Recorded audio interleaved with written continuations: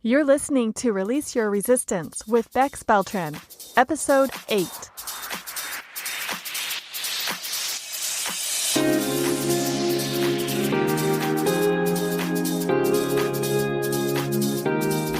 Welcome to Release Your Resistance. This is Bex. The only reason why any of us don't have what we want in life is because of our own resistance. Right now, I'm learning how to recognize and release my resistance, and this podcast tells you how you can release your resistance so that you can live the exact life that you want. Let's get started. You know when something is too good not to share? Like when you finish reading the perfect novel, or when you see the funniest meme, or when you try the most delicious restaurant? You just have to tell everyone you know who would love it too, and you convince them to try it too. That is how I feel about my favorite teachers.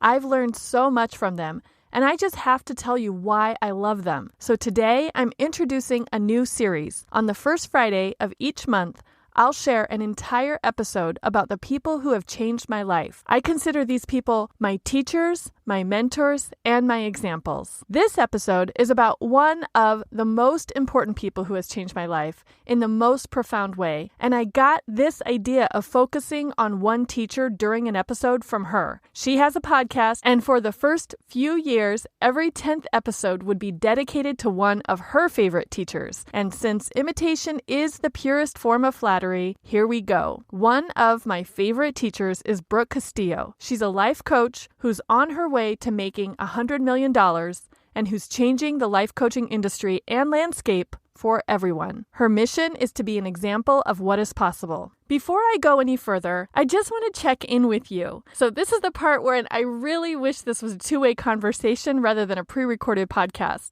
Did you notice any resistance or question marks pop up for you when I mention the words life coach or $100 million or life coaching industry? If you did, I want to hear about it. Okay, so let's continue. I first met Brooke, and by met, I mean I encountered her work. I actually haven't officially met her yet. When the company I was working at used her framework in a management training program that I was going through. Our performance coach team trained all of us on the concept of self-coaching and using Brooke's model and asking ourselves, what are you making that mean? When faced with difficult management scenarios. Even that 3-day workshop that I attended was pretty life-changing for me at the time.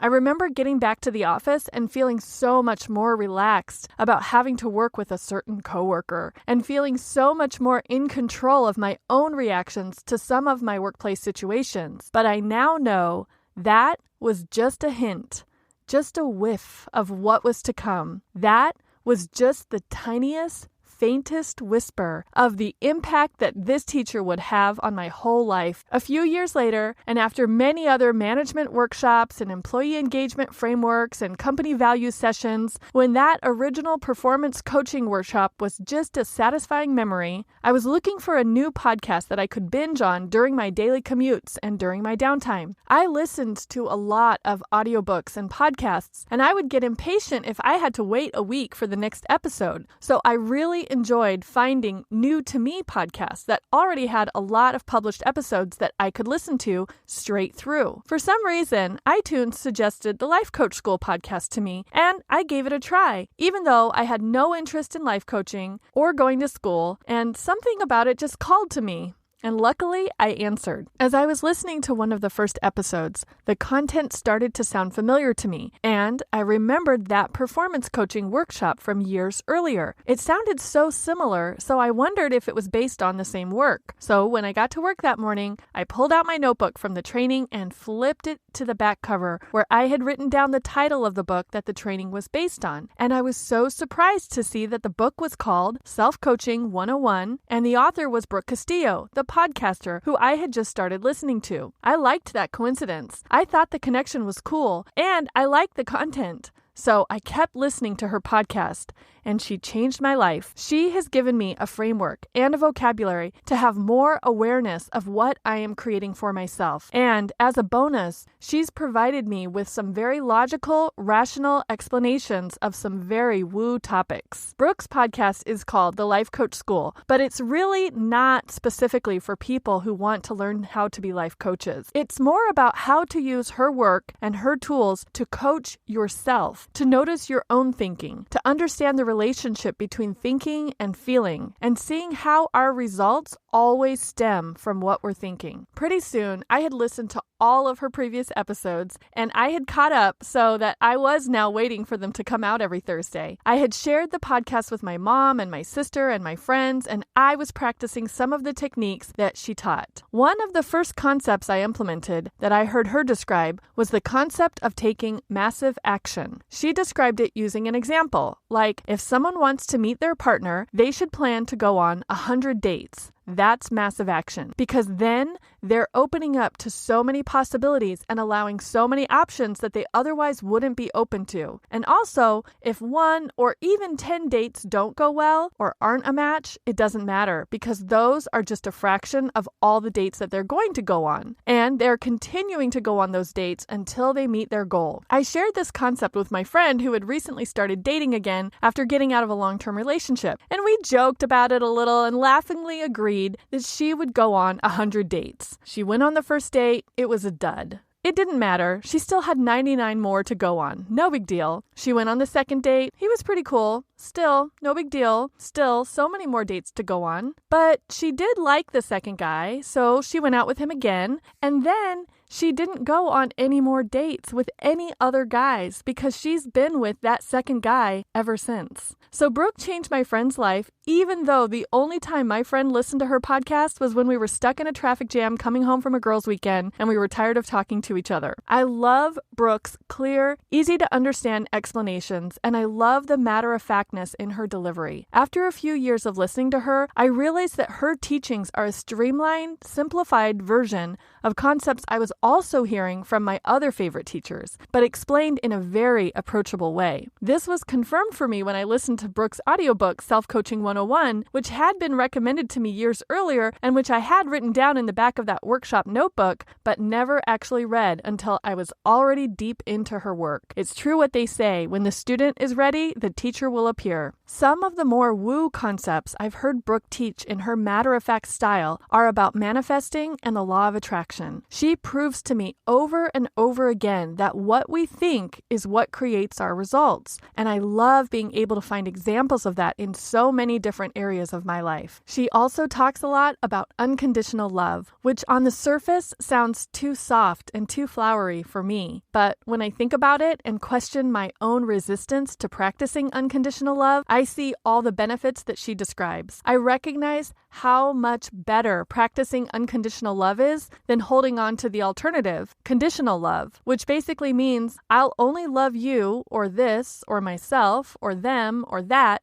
if certain conditions are met. If those conditions aren't met, I won't love. See how manipulative that sounds just in that simple explanation? 3 of the favorite things that I've learned from Brooke are massive action, which I just described and which I've successfully used to create momentum in my own life, the expression, nothing matters, so go all in, and you can be wrong about me. When I learned her concept that nothing matters, so go all in, I had to think about it for a little while before I got it. And maybe my understanding of it is still evolving, but I love it. Think about it. What holds you back from going all in on something? Is it fear, doubt, insecurity, a lack of knowledge? What if whatever you were afraid of doesn't even matter? So, for example, for me, with this podcast, what if I had a fear that no one would listen to it? Or what if my fear was that it wouldn't sound the way I wanted it to sound? If I apply the belief, nothing matters, so go all in, I can answer my own question about what if no one listens. No one's listening? That doesn't matter. Just do the podcast. Just go all in. What about my lack of knowledge about how to produce a podcast? What if I don't know all the technical stuff and have to redo it? Or what if it doesn't sound professional? Again, It doesn't matter. Just jump right in and figure it all out. Since nothing matters, there's nothing to lose. There's no risk. This belief and understanding is so liberating and motivating, and this is the result. You're listening to it. Brooke also frequently says the phrase, "You can be wrong about me." I love this. The context for this one is if someone says something about her, like, "Oh, Brooke Castillo is so whatever," and she responds, maybe mentally or maybe out loud, I don't know, "That's fine. You can be wrong about me." There are so many layers to how great this is. First, it means you don't have to worry about what other people think about you, because who gets to decide how you are? You do. Who defines you? You do. So if you think you are crazy talented, then you get to live your life with that belief. And if someone else thinks you're not that talented, that won't bother you at all. The other person can be wrong about you. That's fine. This phrase also acknowledges the truth that we are all entitled to our own thoughts. So back to the talent example. If someone thinks you're not talented, that's fine. They're entitled to that thought, and you are entitled to think not only that you're talented, but also that they're wrong. Perfect, right? It means what others think doesn't affect you. The only thing that affects you is what you think. And knowing and accepting that other people get to be wrong about me and they get to keep holding on to their own wrong beliefs helps me release any resistance I might have about what people think about me. I don't need to convince them that they're wrong. They can just be wrong. Easy. Sometimes I think of Brooke and all her raving, diehard fans as a cult. We all quote her and use the same vocabulary, and we all do self-coaching, so that's kind of like a standard set of behaviors that we all follow. And it's interesting to compare this to a cult because Brooke tells the story of how she joined a cult in her younger days and gave away all her money. But then she made her way out of the cult and she made back all her money. And now, dare I say it, she started a cult of her own. But if this is a cult, then pass the Kool-Aid. I am in deep and I love it. I started out by listening to her content. Then I subscribed to her weekly newsletter. Then a few years ago, she did a live event for her podcast listeners, so I went to that. Then I signed up for a coaching program with one of her certified coaches. Then I joined her membership program called Self-Coaching Scholars. And last year, I went through her life coach certification program and became a certified life coach. Her content is so good. Her teaching is so clear and her students are so brilliant. I love being a coach and I love getting coached by my fellow life coach school graduates. The whole point of this podcast is to introduce you to this amazing woman who I haven't even met yet, who has changed my life so profoundly. If this is the first time you're hearing of her, or if you have heard of her before but didn't really get it, I hope you'll give her a try or another try. I recommend starting at episode 1 of her podcast rather than starting with something current. That way you'll get all the basics before diving into the more advanced topics. You could also get the book Self-Coaching 101. I really enjoyed it. I think Brooke's teaching and content is great for people who are open to questioning and examining themselves, and specifically people who are open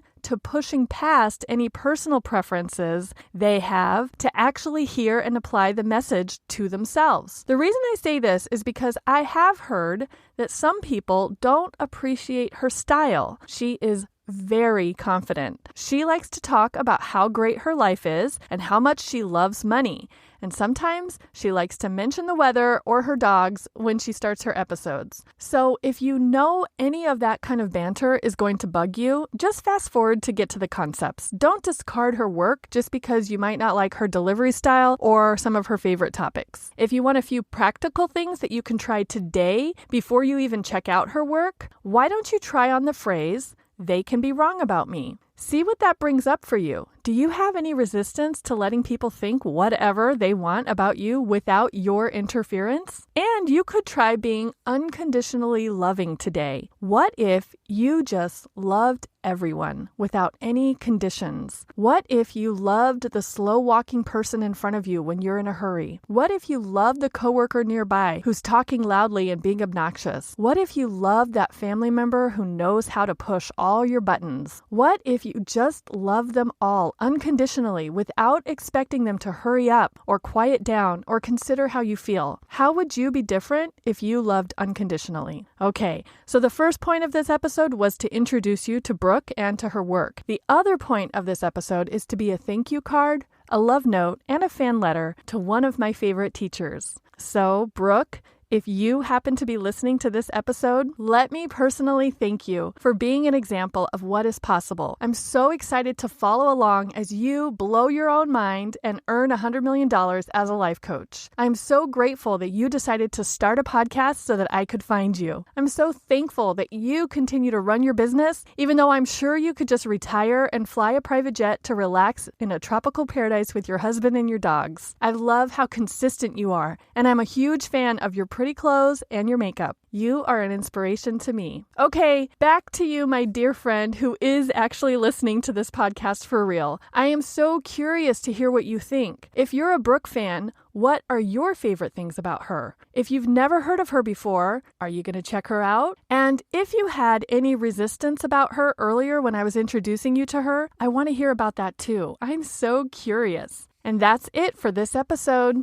In the next episode, I'm going to explain her model. This is the framework that Brooke came up with based on all the teachers and beliefs that she follows, and it is the basis for self-coaching. If you don't know what the model is, I want you to be sure to listen next week so you can consider trying it for yourself. If you do know and love and use the model, I want you to listen so that we can compare notes. And as always, if you're one of my favorites, this week I sent you a curated list of podcast episodes featuring Brooke, some of her own and some of her on OPP, Other People's Podcasts. Be sure to check for that email. And if you're not on my email list yet, and if you want to make sure that you get notified of each new episode, plus all the fun extras and offers that I send to my favorite people, just go to my website at bexb.org and look for the link that says favorites. And now I want to hear your thoughts and your reactions. Send me an email at hi@bexb.org or leave me a comment in the show notes at bexb.org/Brooke. That's Brooke. Thank you so much for listening today. I hope you enjoyed hearing about one of my favorite teachers. I'll talk to you next week. Bye-bye.